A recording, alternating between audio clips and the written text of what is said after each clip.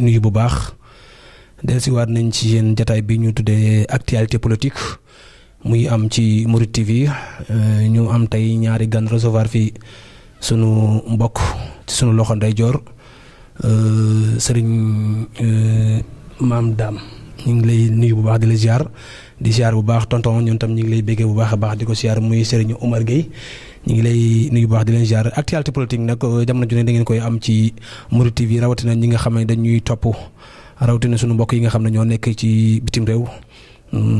di actualité boo xam ne dañ ciy waxtaanee léppi politique xam naa kon dañuy bàyyi rek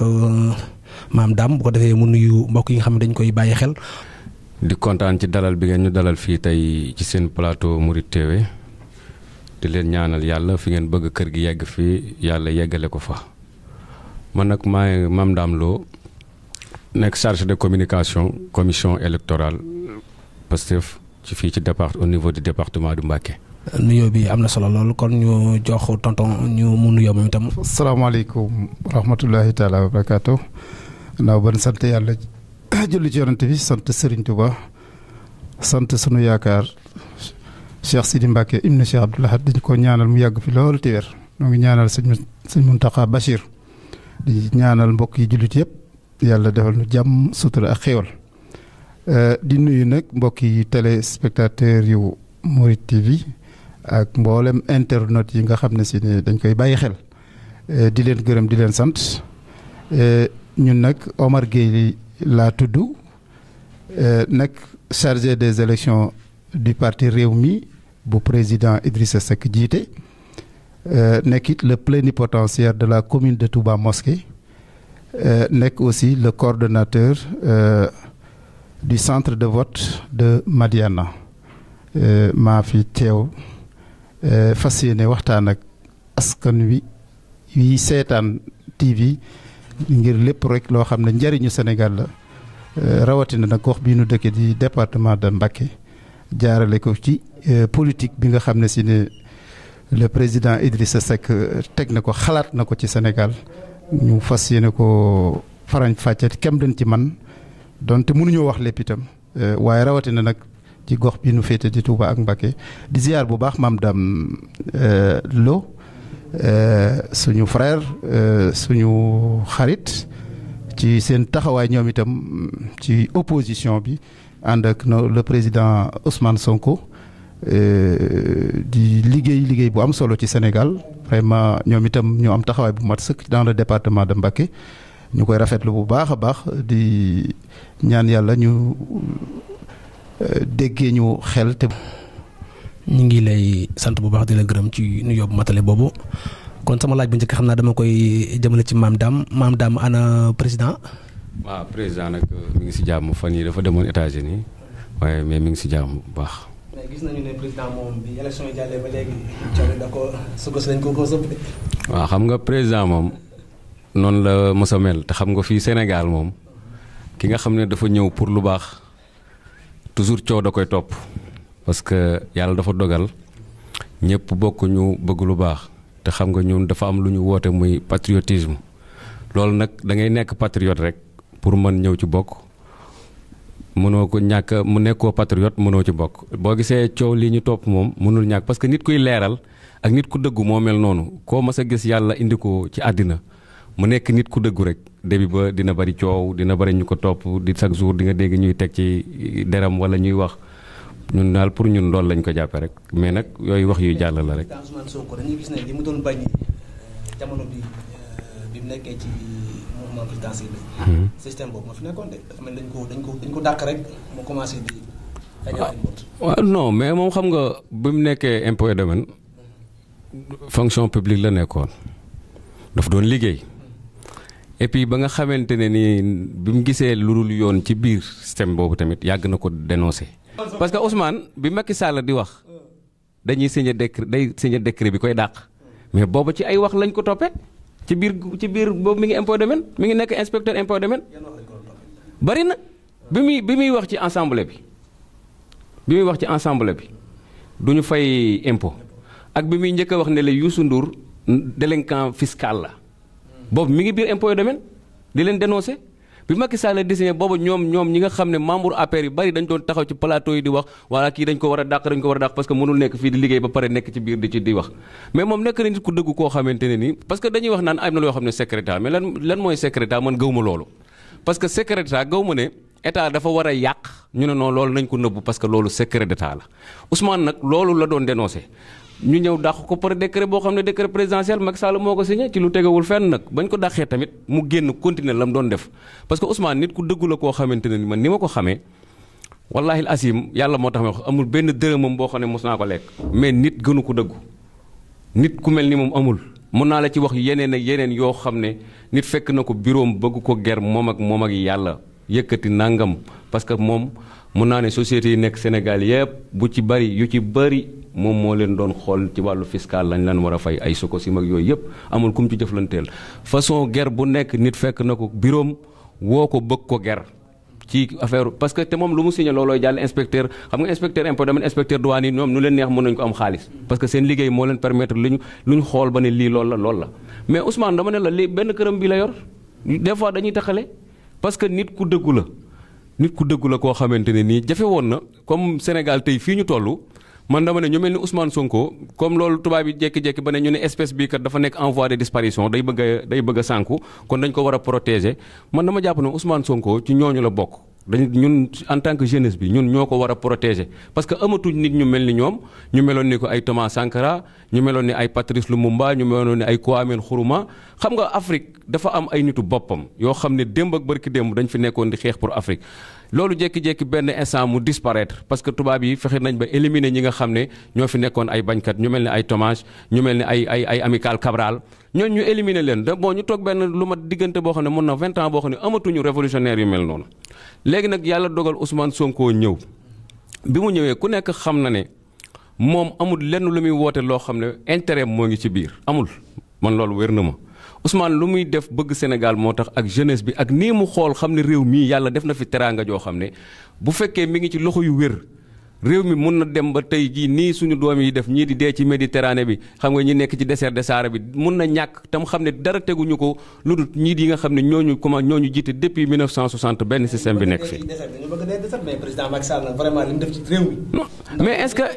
mais est-ce que réew mi bu amoon liggéey est-ce que mais xam nga ki am jom.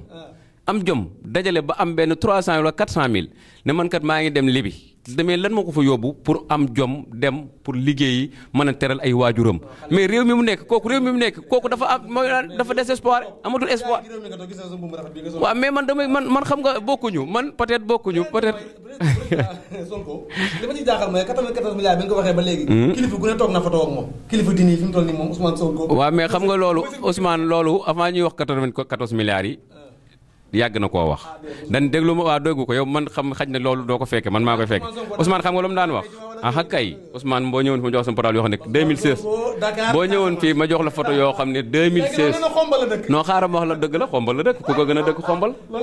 non Ousmane amul ku ko gën a dëkk xombal parce que waaw waajuram bu jigéen xombal la dëkk waaw leeral yi am na solo lool ci Ousmane Sonko comme ni ma ko waxee xam naa ne ba ci kanam dinañ dikkaat tonton ñu ngi lay laaj ana président moom itam Idrissa Seck. président Idriss Seck mi ngi fii mi ngi Sénégal génnul Sénégal. Idriss Seck mi ngi fii Sénégal. bien avant les élections Idrissa Seck ba mu gëjee génn Sénégal yàgg na. mën naa ne ci sama takk xam naa ne 2 ans yi moom bu fi génnee itam génnub ñaari fan la te élection ak léegi daal génnul Sénégal. daa muuma wut xam nga xaw ma loo tuddee muuma. maanaam li xew actualité bi xew kenn déggu ko ci wala dafa am lu muy togg wala qu'est-ce qu'il y a. actualité ban actualité moo xam. milliards yi dégguñ ko it ci xew-xew yi nga xam ñàkk kaaraange ci réew mi yu mel noonu daal. xam nga Idrissa Seck nangul nga ma ne c'est un homme d'État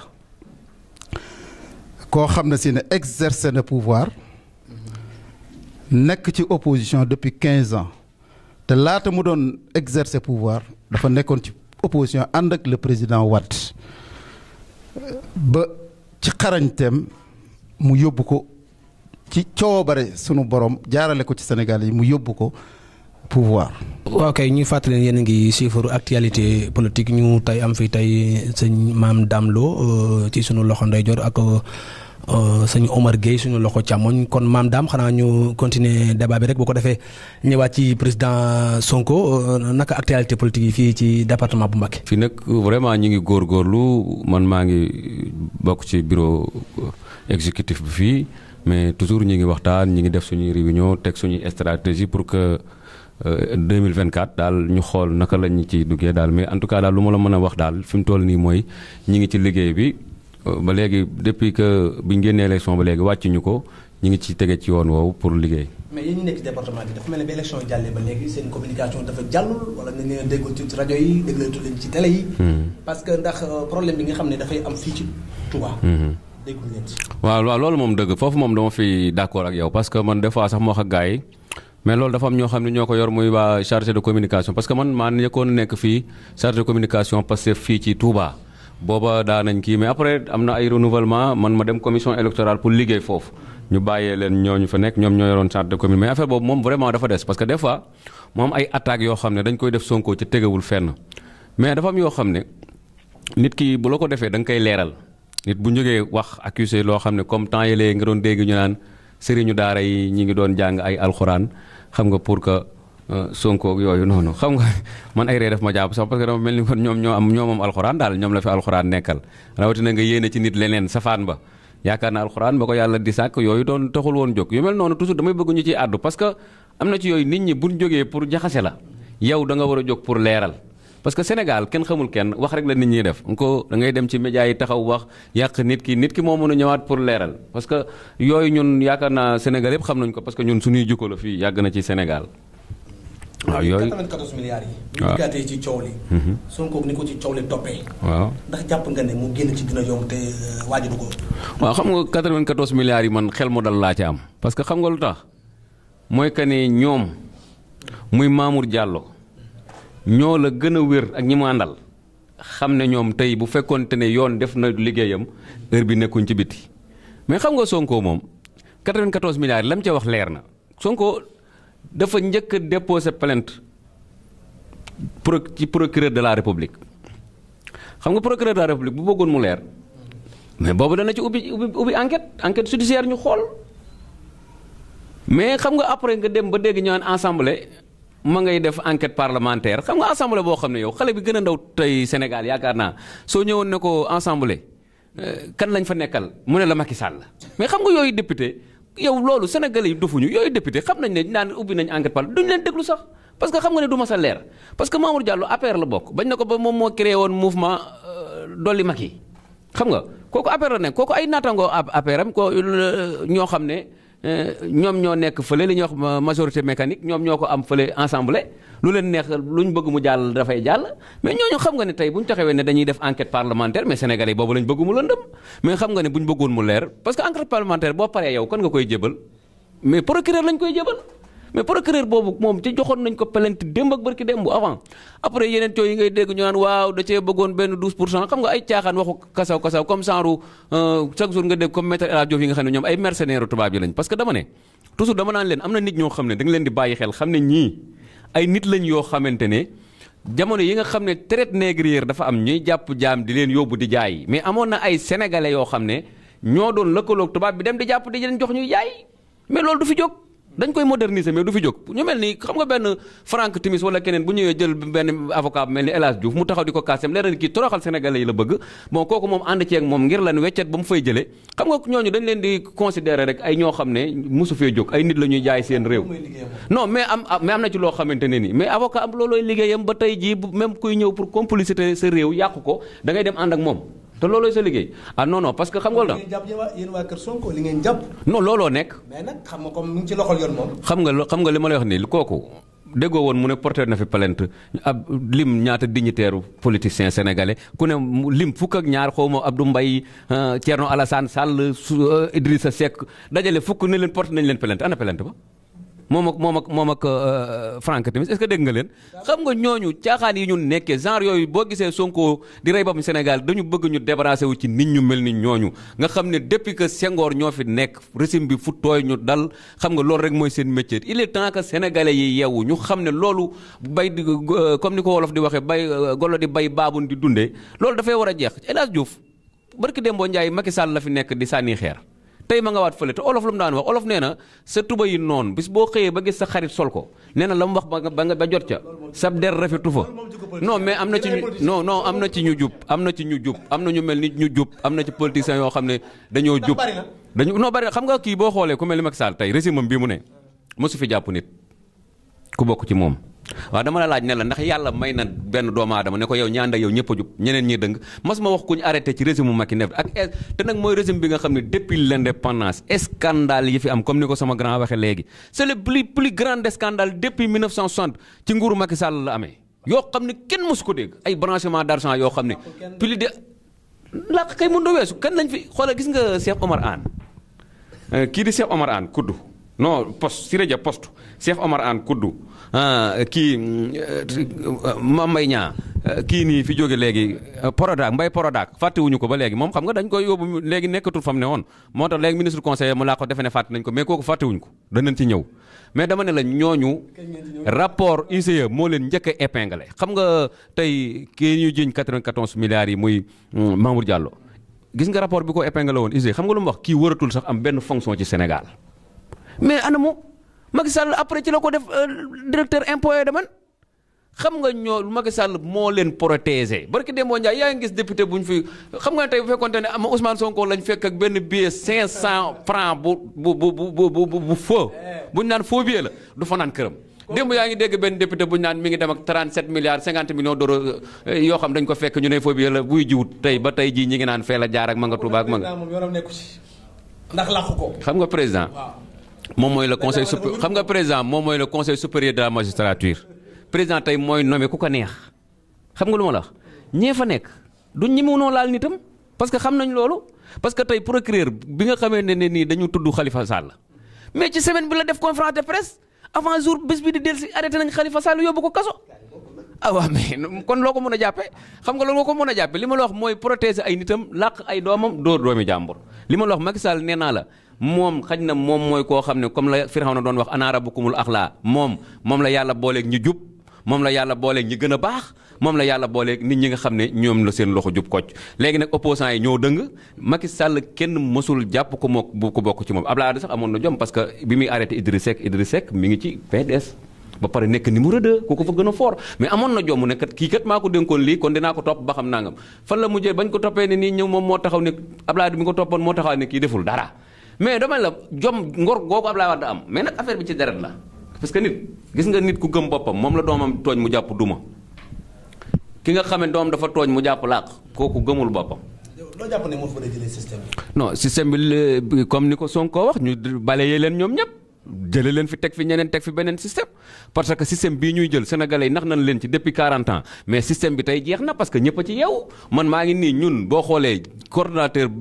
le plus jeune coordonnateur fii. ñun la nekk ki fi moo fi gën a nekk xale ci coordonnateur yi moyen de 26 ans muy sëñ Cheikh Thioro Mbacké bu baax a baax parce que bañ na ko ba ni muy doxee moom ni muy doxee rek anti système la parce que soxlaalul kenn dara Ousmane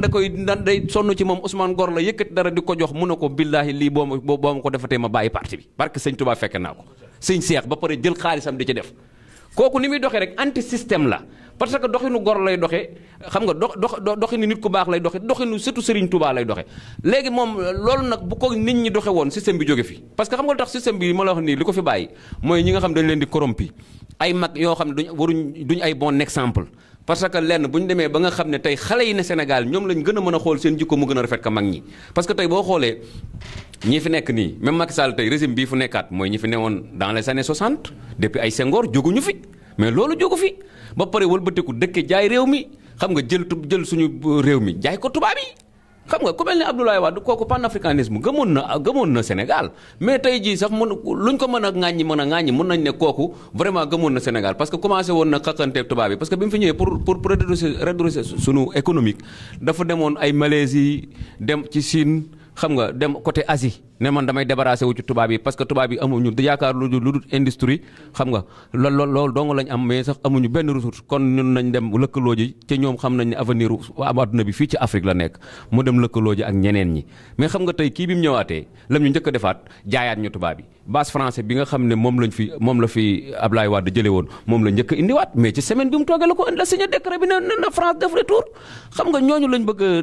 jóge fi tey pour que ëllëg suñu doom yi nga xam dañ leen fi bàyyi suñu xale yi doom suñu mag yeeg suñu rakk yeeg suñu jarbaat yi nga xam te tey ñi ngi ci Méditerranée bi di dee ci géej gi mais ñaata nit ñooy dee chaque année fii ci géej gi lan moo ko waral Afrique lu ko waral mauvais dirigeant yoo xamante ni tey ñooñu jiite tey yaa ngi dégg fu mel ni Guinée Alpha Condé ak li mu doon mas a xeex ci depuis muy xeex ci Lassana Conté ba Sékou Touré laay wax ba Lassana Conté ñii jàpp ne nit la koo xam ne ku démocrate la gis nga ko tey ñi ngi naan dana biri muy modifier constitution bi Guinée nit ñaa ngay dee xam nga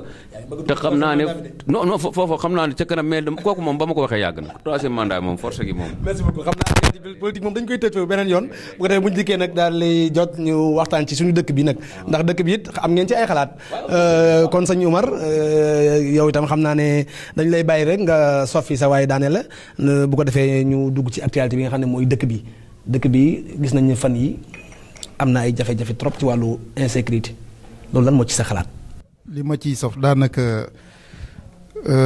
actualité politique en ce qui nous concerne nun waa réew mi élection léegi xam nga ne élection yi moom bi mu jàllee di mu doxee élection yi ñëpp xam nañ ko la nga xam ne moom la ci candidat yi daje woon wax ko tënk ko ñun ba léegi ca loolu lañ nekk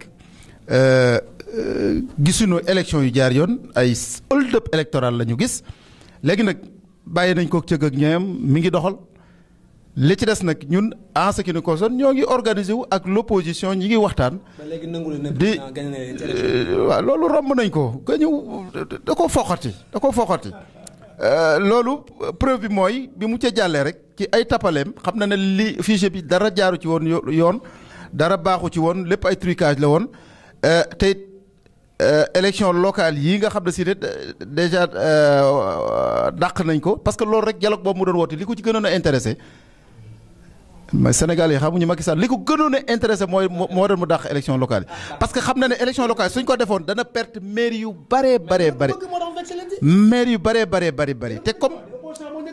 te comme déedéet ñun dañoo wax ne fichier bi nañ ko seetaat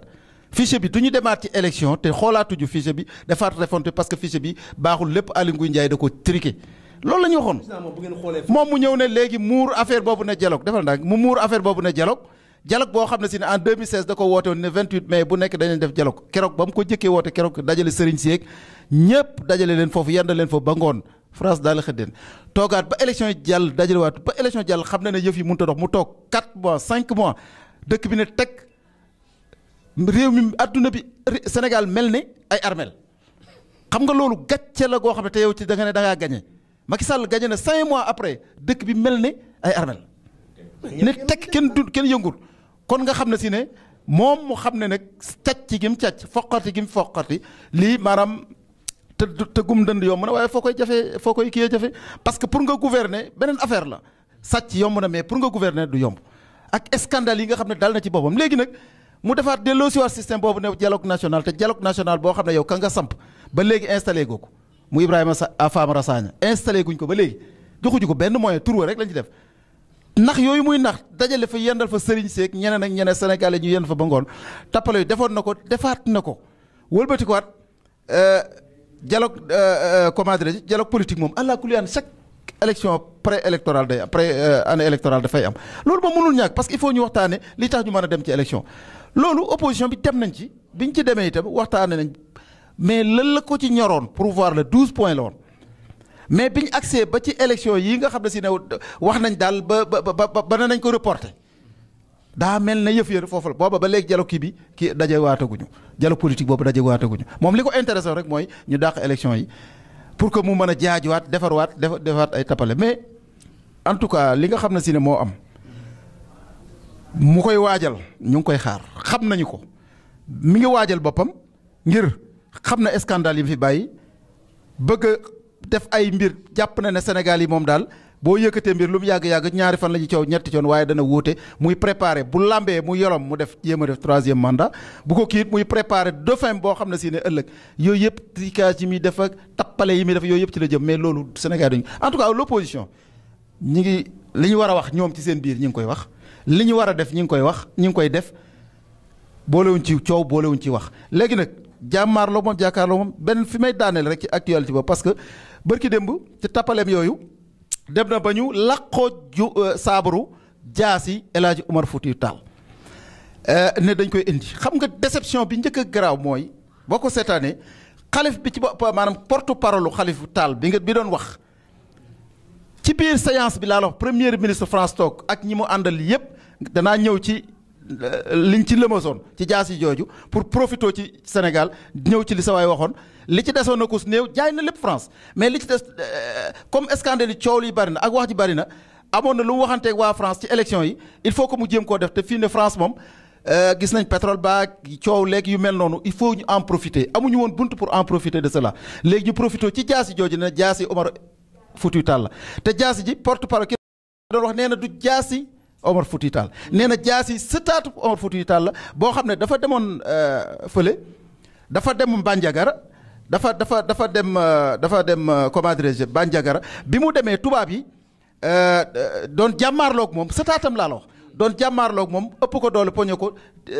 fadon ko yóbbu ko nga xam ne France la dee yóbbaale ay bagages am jaasi jooju nee na lañ leen mais jaasi Omar Foutiyou Tall ma nga Bandiagara xoolal yooyu tappale yoo xam ne si ne Macky Sall def ko utiliser sëriñ si fexe ba nga xam ne indi na xalif général des Tidianes ma nga fa woon wax nañ ci biir délégation donte limuñu leen waaye nee na représentant xalif yëpp a nga fa woon parce que man dama ko doon seetaan direct RTS moom loolu doo ngay mën a tax ma seetaan ko dama ko doon seetaan direct nee na ñëpp a nga fa woon ci xalif kon réussir na fexe bu ko defee France daan ne adduna bi daan ne voilà Sénégal jàmm am na fa apaisement am na fa climat bi kii na pour que coow daal amatu fa gis nga kilifa diine ñoo ŋànk kii daje nañu dugg nañ fi génn bi te France bi ñuy ñëw premier ministre joxe jaasi lu ci déplacé premier ministre doon tappalay France ngi noonu ànd kook Macky Sall jaru ko manoon bu fekkee ne rek teg rek loolu la manoon nañ koo defee sax ci consulat ci ambassadeur ba ci consulat Sénégal ba nekk France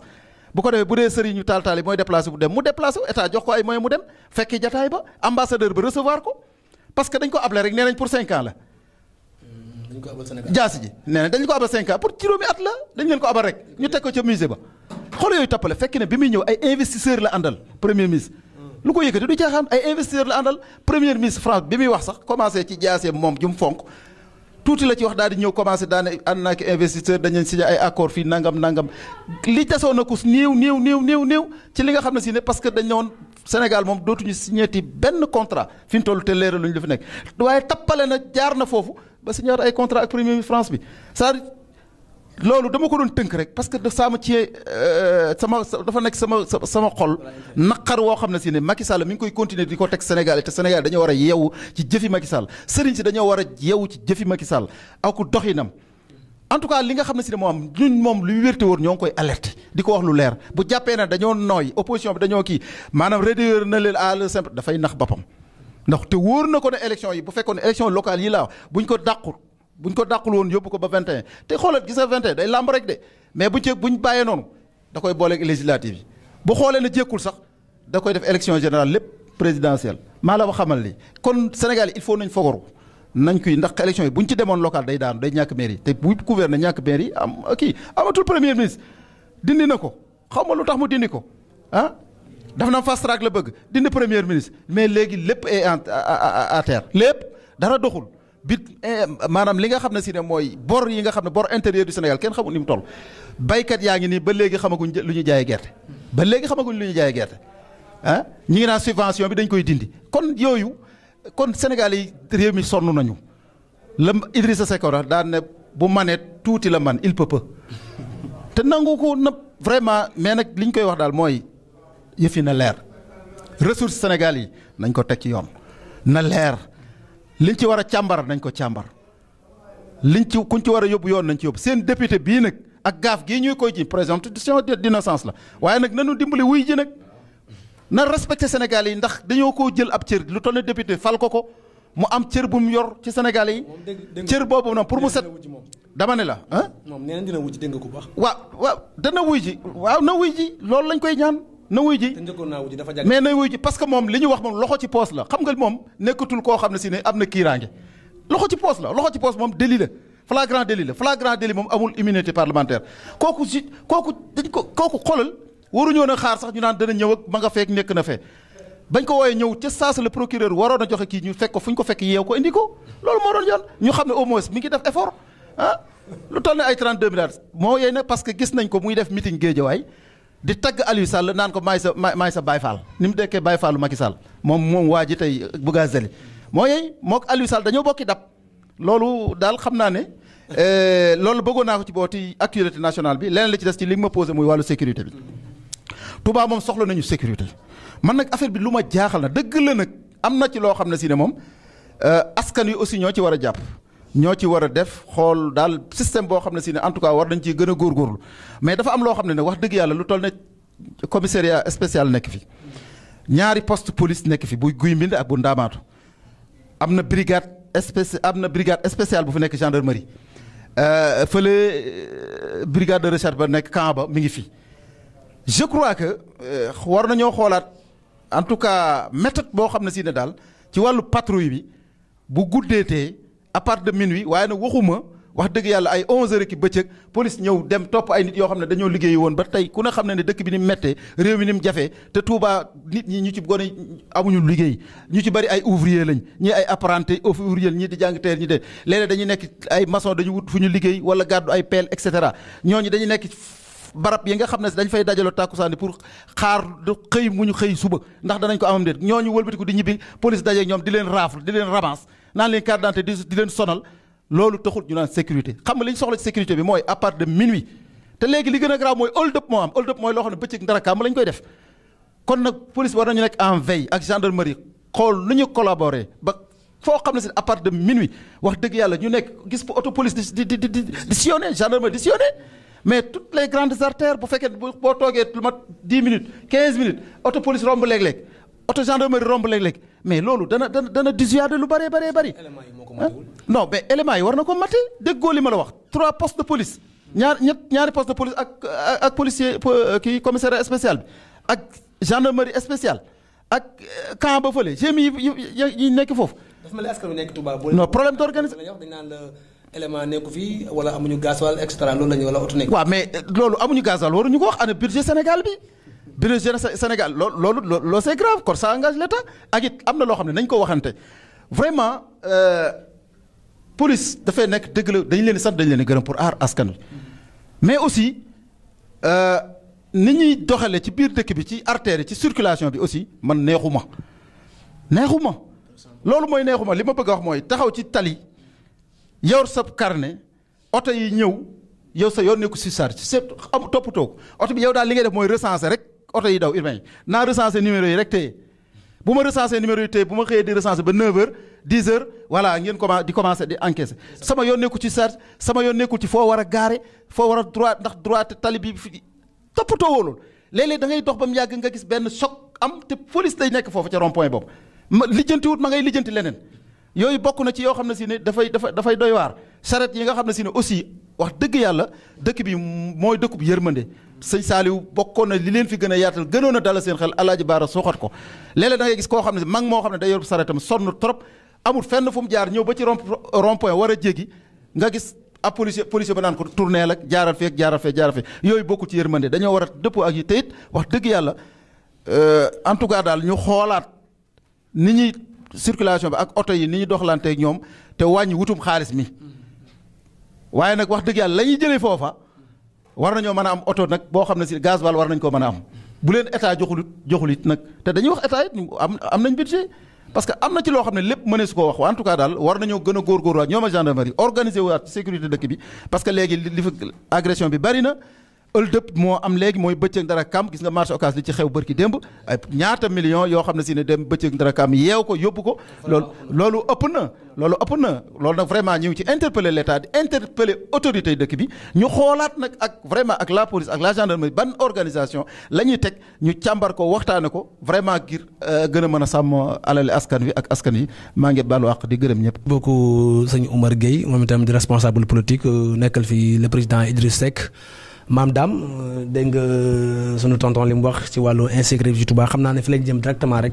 ndax temps bi jeex na tàkk bu ko defee ñu dikk ci insécurité Touba lan mooy saafara bi ndax gis nañu ne rey yi bari na Touba trop maanaam li ñu dul dégg sax mu ëpp fopp li ñu dégg ñun te gisaguñ kenn koo xam ne rey na fi nit ñu ne jàpp nañ ko xanaa ki ñu fi fekkoon rek nga xam ne fekk nañ ko ci kër gi waaye def fi ab recherche ba jàpp nañ kii rayoon fii ni Touba man de dégguma ko Touba waaw. loolu daal bëgg nañ ñu waxtaan ci solution yi ndax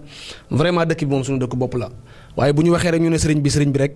vraiment solution war na am. waaw xam nga sécurité bi moom li ci suñu grand wax yaakaar naa dañ ciy jéem a dolli rek mais comme ni mu ko waxee rek noonu la demee parce que man Touba li fi am man moo ma jaaxal parce que am na ci yoo xam ne daaw ko fi dégg mais tey boo demee ba dégg ay xale yu ñuy reyandi. ay xale yu ñuy rendi xale yu ndaw nit ku nu jam nañ kee mu dee xam nga ci dëkk bu sell bii xam nga loolu tey bu ñu demee ba di ko dégg war na jaaxal képp koo xam ne yow fii nga dëkk rawatina ñun ñi fi xam fi lañ juddoo yaroo fi ñaareel ba li ci police parce que yaa brigade de recherche ñoom vraiment seen liggéey man rafetlu naa ko parce que n'importe quelle heure boo génnee di nga leen fekk ci autoroute bi ñu taxaw. comme tey kuy dugg ñoom dinañ xam ci noo duggee ci 4 sorties yëpp nag muy sortie Daaru Musi bi ngay génn sortie Njurul bi ngay dugg ci autoroute bi fii ñoom ñëpp a ngi fi nga génn Ndindi boo ngay romb ko sëñ Abdou Karim ñi ngi taxaw foofu kon ñooñu ñi ngi liggéey mais police dañ koy wax police moo liggéeyul barki démb marché lañ ma fekk waa ji ñëw fekk ma marché ne ma ne ko woo ma ñëw ma ne ko lan la mu ne ma c'est la police mo qu'est-ce qui m'a confirmé que c'est la police ndekete mer na ma saag bi nga yor ma ne ko ubbil ko sa bopp yow yaay seet comme yow policier nga ubbil ko sa bopp ndeke mer na mu ne ma léegi sañ naa laa jàpp nañ dem ma yéeg bañ demee commissariat mu yu ma ko mais xam nga ñooñu tey nit ñoo xamante ne tey ñun tey suñuy impôt ak yi nga xam ne moom la suñu maire yi jëndee caaf di fay impôt yooyu moom lañ leen di cotiser mooy l'argent de la contribuable sénégalais moom lañ leen di fayee ba pare tey jii nga waroon a gën a jege askan wi parce que ñun ak police am na lu ñu waroon a comporter woog ñun ñoo xam ne ñun dañuy coopérer ak ñoom tey boo gisee sax loola nag mais xam nga ki nga xamante ne ni tey boo ko fekkee di ko sonal wala yow policier bi li la fi andi defoo ko parce que loolu man sama droit laa nekk mais loolu yow lan nga ciy mer yow yaa war a seet yaa may visite jëlal saag bi ubbil sa bopp. sama classe bi bu ñu gisee tenue policier rek non Touba boo li ñu am fii amuñ ko fenn parce que Touba ñoo leen ko may parce que li nga wax moo ci nekk ku leen gis daw léegi ci ñoom ay nit kese lañ dañu dem jàngi dugg école police yow nga dem nekk ci beneen métier duñ dara yoruñu ñeenti loxo nga yor ñaar yoruñu juróom benn tànk nga yor ñaar mais ñoom itam ni ñuy doxalee ak askan wi moo rafetul parce que man dama yaakaar ne un policier waa donner un bon exemple dañu war a xool ci yow ngay joxe lu rafet pour que yow comme yow dañ la fi teg ngir ngay jubbanti mais yow miy jubbanti yaay njëkk a violer droit yi doomu aadama yi nga xam ne ñoom ngay dajal comme li ko grand waxee si am na jamono yoo xam ne bu sëriñ si taxawul woon 6 heures lañ doon ramas teg naa ko sama bët 6 heures ci ngoon barke alxuraan nga génne carte d'identité ñu la soxlawuñu carte d'identité nga dem ñu ne la fayal 6 000 génn am ñoo xam ne dañ leen a dugal ñu fay 6 000 génn ñu jàppaat leen même pas une heure temps nga fayaat 6 000 ay gan ñoo xam ne jour suba la màggal Kazu Rajab ci guddi wàcc Touba une heure de matin ñu jàpp la waaw mais xam nga ñooñu nekkuñu fi pour askan bi nekkuñu fi tey parce que tey comme li grand wax buñ fekkonte ne tey ji am na yenn heure yoo xam ne ñi ngi patrouille ci mbedd yi mais danañ dox ba dajeeg malfaiteurs yi parce que am na heure yoo xam ne ku jub du ko dox mais doo leen dox ba daje leen ci mbedd tali bi la ñuy jaar wala ñu taxaw ci benn buntu may ga di xaay booy yi dugg fa pour génn jënd lu ñu reer ñu jàpp leen waaw xam nga loolu nag vraiment ñun ministre man loolu dama ciy interpellé ministre de l'intérieur mu wax ñoog alkaati yi nga xamante ne nii ñoom ñoo nekk biir Touba ni ñuy doxaleeg askan wi rafetul jàpp nañ leen parce que alkaati boo ne kaay ma affecté la Touba la muy njëkk a def mooy wut tama di tëggi fecc parce que xam na ne am na xaalis parce que luñ bëgg am ci journée bi am ko parce que da ngay dajeeg nit koo xam ne xam nga lan lañ ko jàppe xaalis bi nga yor mooy leen sama xaalis la jël def ci poosam ñu fayloo ko 6 000 koo xam dañ ko fekk ak benn portable muy defar lu ñu ne ko portable bi amul piis benn bi am piis da ngay dem mu fay siin barke alxuraan maa ci teg sama bët waaye mais xam nga loolu hold up la loolu hold up la mooy nangu alalu jàmbur ci loo tegewul fenn ca boo demee du commissaire mooy commissaire bi wala keneen ak keneen da nga fay nekk di yuuxu say droit duñ la faale parce que ñoom ñëpp benn la ils sont tous pareils. léegi nag loolu ñun dañ ciy ñaan ministre de l'Intérieur mu xool alkaati yi nekk Touba wala askan wi am fayda boo xam ne alkaati boo xam ne teg na la loo xam ne du yoon nga dem ci procureur parce que ni nga xamee ne yow boo nekkee hors la loi ñoom noonu lañ sañee droit ñëw fekk la nga taxaw ñu jàpp la parce que droit moo leen ko may noonu nga amee droit bu ñu la jàppeewul benn délit dañ laa tooñ am nga droit dem porter plainte dem ca procureur expliquer ko ne ko lii ak lii ak lii lañ ma def mais jàpp la ndax lan xañ na kii analphabète la xamul dara nga yuuxu ko da nangu xaalisam yooyu moo am ci Touba comme ni ko grand waxee noonu la demee bu dee gendarmerie ñun dañ leen di remercier kenn mosu leen gis ci dëkk bi te chaque jour nga dégg ñu sàcc xar ñu jàpp leen ci frontières yi fii ci Touba kon ñooñu ñi ngi liggéey mais ñi liggéeyul man maa ko wax muy police Touba yi ñoo fi deful dara pour nekk wuñ fi lu dul hold up di jël xaalisu jàmbur yi loolu lañ fi nekk kooku nag dañ ciy interpeller ministre de l'Intérieur parce que réew mi ñun ñoo ko bokk parce que Touba tey dëkk la boo xamante ni moo waroon ëpp sécurité parce que bu ñuy wax le deuxième plus grande ville fii ci Sénégal ginnaaw Dakar moo ci topp xam nga wëlbati ko tamit lenn tamit dama ciy wax muy éclairage public ci mbedd yi parce que lu gën a yokk violence bi ci la bokk parce que tey da ngay dem quartier bu mel ni côté yoon daaru gi doo gis lampe te am na ci quartier yoo xam ne pourtant nit dëkk fa mais mi ngi fees deleke lampe commune bee ko fa def xam nga tamit am na ci loo xam ne mëne su ko ñàkk a wax parce que ñun suñu maire bi fi nekk tamit mënuñ ci tànk xam nga liggéey bay sa weewu tànk ñun ñi ngi wax police ñi ngi wax ñëpp mais yàq gi foofu la njëkkee d'abord parce que benn màggal Tuubaa bi passé tey bu ñu demee ba ñu dëkk ci mbedd yi koñ bi nit ñi borom kër yi ñooy génne juróomi téeméer kii génne 3000 kii génne 2500 ñu jënd ay sarsu suuf di ko def ci ndox yi pour lan gan yi bu ñëwee duñ ci teg seen bët mais loolu rafetul waaw mais xañ na mais moom ji dirisé wul xam grand ni ma ko dégg mu wax bu ko dirisé woon du demee nii waaw d'accord mais non ñoom dañ fay liggéey xam nga grand ni ma ko déggee mu wax bu fekkoon tey moom lañ def maire dama koy ñaanal parce que bëgg naa ñu dem bay élire maire Touba su ma sañoon mu posé candidat parce que ni muy waxee nii bu fekkoon ne tey maire la barke Sëñ Touba réew mi demee nii mais Sénégal tey Touba boo ko organisé mu am budget boo xam ne mun na defar dëkk bi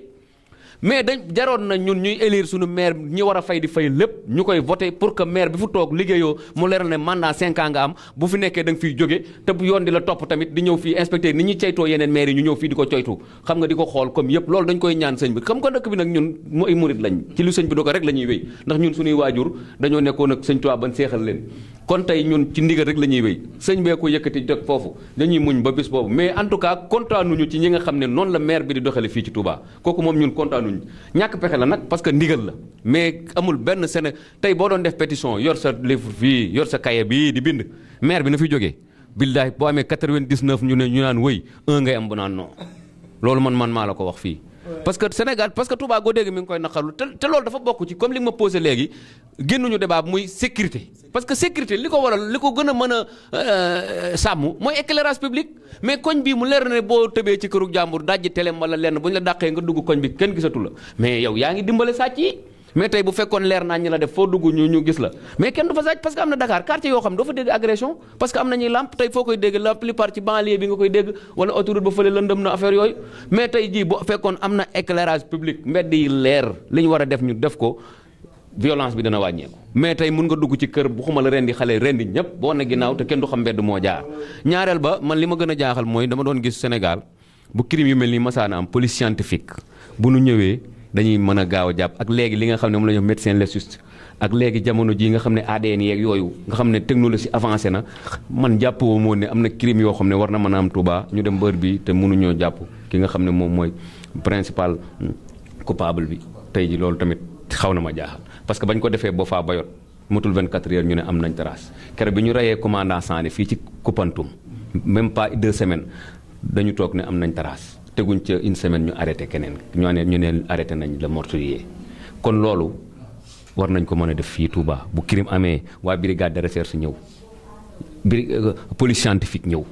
ñu xool pour mën a arrêté ki link ci nga xam ne moom moo def crime bi loolu tamit man xaw na maa jaaxal parce que temps yii dama liir ñu ne propre meurtrier bi police nee na léegi identifié na ko mais boobaag léegi déggoo information gis liir naa ko sur TFM ñu waaw ñu ne police identifié na ki nga xam ne moo def mbir mi mais mat na ma 2 semaines dégguma dara police bu xasee identifié dañuy toog rek leeral waaw mais waaw gannaaw gis nga xam nga kon sécurité bi comme li ci gën a wax rek foofu la yëf yi daal foofu la nekk man daal en tout cas d'abord ñi nga xam ne ñoo yor suñu sécurité gendarmerie ñu ngi leen di remercier bu baax parce que ñu toujours boo génnee ci li ma la wax rek ñeenti côté yi foo génn gis leen guddi n'importe quelle heure boo dox di nga leen fekk mais police moom mook askan wi fii hold up lañ nekkee ak ñun. merci beaucoup madame Lo ñu ngi lay sant bu baax di la gërëm xam naa ne temps bi jeex na tàkk waaye ñu dellusiwaat ci sëñ Omar Gueye kon ñu bàyyi la rek li sëñ Dame wax lan nga ci dolli ci wàllu insécurité bi. waaw li ma ci dolli rek maa ngi koy remercier ci noonu mu ma fàtt parce que mi ngi woon sama bopp commune Touba. Sincèrement yow da nga ne 98-19% bu fekkoon dañ doon laaj askan wi sax mais dama ne la est-ce que du 100% yaakaar naa ne dañ ne dafi jóg man ki jiite maire bi ki jiite mairie bi man ak moom ñoo bokk wasi la Cheikh sëñ Sidi moom sëñ Blaat yàlla na fi yàgg te wér mais commune Touba moom vraiment amuñu njëriñ seen bopp képp xam nga lu ñuy amal lu leen amal njëriñ ay lobby marché génn bu dee bu am solo. maire bi jël bu dee bu ñàkk solo ñu seetante ci seen biir kenn jël boo liggéey kii jël bii jël sans kii nag sans appel d'offre koo ci gis créer def entreprise ñi nga xam ne ñaaw nañu làmmiñ ragal nañ leen du ñëpp nag ci conseil yi te ñu dar yëf yi koo ci gis yor na entreprise maanaam lijjanti nay këyit rek pour am entreprise ab GIE en tout cas di wut ay marché bàyyi dëkk bi nag bu du woon Touba ca kanam lii dëkk bi taneeku si néew di leer programme bi ñu jël ñoom kër gu nekk ñu ne nañ fa def lampe mu gën a garaaw mais bu fekkee ne kii éclairage public bi nga xam ne mairie moo ko war di saytu man de wax dëgg yàlla mën naa ne at bu jot fi ma dëkkee Mariana fi ma dëkkee at bu jot danaa changé lu man ñaar yoon pile di commencé 1 Mariana 1 ba 6 jël sama alali bopp jënd ay pile demandé wala ma li fay ab kii mu yëg changé ma pile dama koy def chaque fois dama koy def. mais mairie bi moom wax dëgg yàlla seen bopp mairie Touba moom wax dëgg yàlla suñu sañoon tooy doo fanaan sëñ bee ko fa teg ne dañ ko koy nangul mais sëñ bi it nag wax dëgg yàlla am na kilifa guñ fi ci jamono sëñ Saliou Matar Jaxate mën naa ko tudd bi ko sëñ bi dénkee communauté rurale bi sëñ Saliou yàlla na yàlla yokk leeram taas nu ci barkeem Matar di def fukkee mu ñëw tuuti mu ñëw ci sëñ bi ne ko nangam na sëñ bi ne ko sàllaaw day bañ la koy dénk de danoo bëggoon nga nekkal nu foofa waaye bu dee ne yow boo jógee ne sëñ bi ñëw ci sëñ bi di ko laaj amatu sos mairie lañ la jox dañuy dajale alale askan wi dañuy dajale di cotiser impôt yeeg taxe yeeg yooyu yëpp nga xam ne si ne trésor Mbàkke bii région Diourbel mën naa ne ak lenn ci Sénégal liy jóge Touba moo ko yor fonctionnaire Diourbel yëpp fii la ñuy fayee ko bu ñu yeexee fay bu trésor yeexee am xaalis Sénégal fonctionnaire yu bëri duñ fayee ko mairie Touba nag li ko war nga xam ne éclairage public bi mbalit mi bu fekkoon du woon daayira yi bu fekkoon du woon waa Touba ci kanam jënd ay oto jox leen dëkk bi gën a garaaw te li ma ci gën a jaaxal it aussi nag loolu aussi dañ koy wax programme bi nga xam ne si ne ñi yor dëkk bi loolu it man dama leen ci interpellé li ñuy def mooy tali yi nga xam ne dañ koy tali da ngay gis ñu ab tali boo xam ne ñu tali fut yóbbu ko foo xam ne amalul njëriñ askan wi bàyyi fi amal njëriñ askan wi vraiment loolu aussi c'est déplorable yow da ngay gis tali boo xam ne si ne xëy na sëriñ ba doo nga fay jaar sëriñ bi bu fa jaaree ba fa demaat at da koy mat parce que xam nañ li da ngay gis tali boo xam dañ koy tali ka tax ñu tali ko bu fa demee daaraam jooju wala këram googu dana toog 1 an du fa jaar ñu def koy ay lampe wërale ko alors bàyyi yeneen ko yoo xam ne duñ fa defi lampe bàyyi fa tali ba noonu nga bàyyi mbedd yu mag fu mel na ay saam sancaan yi nga xam ne sëñ Sall dafa am programme ne nañu désenclaver dëkk bi njëkk ci mbedd yu mag yooyu jëm ci sancaan yi tali leen wax dëgg yàlla pour boole leen ci dëkk bi yombal ko askan wi mën a gis seen bopp vraiment loolu moo doon programme bi mais yenn tali yoo am na ci tali yoo xam ne si ne vraiment amul bopp amul genn mairie bi nag moom dara defuñu ko man liggéeyuma commune da ngaa jàppoon ne liggéeyuma commune noonu liggéeyuma commune waaye nag li mu wérte woon moom damay dem ci conseil di fekke parce que ci dëkk bi laa dëkk conseil bu ñu am damay dem fekke donte awma droit à la parole di fekke di noter damay def def samay contribution di wax samay xalaat. non loolu aussi dama ko dégg mais doon loolu moom kooku dégg naa ci këram la loolu du ca mairie ba loolu moom dégg naa ci këram la dafa romb xaw ma la ñu wax ñu ne ki tiire daal taa tiire ci fenêtre yi ca këram affaire yu mel noonu waaye du woon ci biir mairie bi këram la quoi loolu lañ dégg bon ñoom ñu ngi ci enquête yi mais daal li mu wérte wóor daal mooy Abdou Lahad Ka moom en tout cas prolongation bii ñu def élu yi moom sëriñ bi waroon na cee profité moom Touba ñu def ko délégation spéciale moom bu ñu ko defut Sénégal yi Touba moom dañuy sàkku sëñ bi xamal ko ne ko ñi ngi yokk mandat yi ca assemblée nationale tey jii pour élu parce que randal nañ élection yi tey jii la ñu voté loi bi waaye nag Abdou Lahad Ka moom wax dëgg yàlla bu nu ko fi bëggee bàyyil ba 2021 xaw ma 24 xaw ma 26 xaw ma 23 askan wi moom wax dëgg yàlla sonn nañ ci Abdou Lahad Ka nañ ñu ko changé parce que dëkk bi askan wi fay wa conseil bi waroon nañ ko mën a organiser leneen am na ci loo xam ne si ne gis nga gaa yi ko def ci bopp nit yi naan sëñ bay tànnu déedéet loolu histoire bu fekkoon ne temps bi gënoon naa yaatu danaa leeral fa histoire ba jóge li tax conseil ñu koy tànnee noonu loolu jamonoy sëñ Abdou Lahad la woon sëñ Abdou Lahad jël Kéré Mbay commune la boole koog Touba pour mu am doole booba ñi fi nekkoon ay sëñ Mamadou Diakhaté dafa amoon doole booba pour mu kii mu doon jël chef de village yi pour ñu former ab conseil booba conseil première yi njëkk a def duñ ko voté 96 lañ njëkk a voté et comité électoral voté nii nga xam ne si askan way voté directement biñ ko voté itam dañ ne léegi nañ jël fee parce que li ëppoon ci ñi àndoo sëñ Mamadou ay politiciens lañ woon mais waaye booba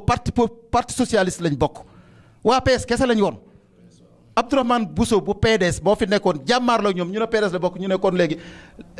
nañ ko jël yiir ko ci dugal ko ci biir mu doon conseil lii ko indi ñu dem ba léegi aadaal ko rek naan léegi dañuy jël fee sëñ bay joxe conseil yi mais loolu stratégie la boo xam ne mag ñi fi nekkoon yoroon baat ci dëkk bi nag doon politique di ay responsable parti socialiste jiite woon section socialiste yi ñoom ñoo créé woon affaire boobu affaire politique la woon rek bañ jàllale ko ci gi xam nañ histoire bi ni mu demee nañ ko jox askan wi ñuy tànn jërëjëf. cant ak ngërëm ñeel na la sëñ Omar Gueye ñu ngi lay sant bu baax maam Dame Lo yow itam nga fekk si woon ñu fii ci studio yu Mouride TV di sant bu baax a baax mbokk yi nga xam ne ñoom la ñu àndaloon rawatina suñu mbokk internet yi comme ni mu ko waxee noonu la rek moom sëñ Omar Gueye ndax tey suba rek sunu éléments yi wàccoon nañ fële ci Sam Madiana dem nañ foofu am na ay jafe-jafe yu bëri yoo xam ne peut-être da ngeen ko gis ci Mouride TV incha allah rabbi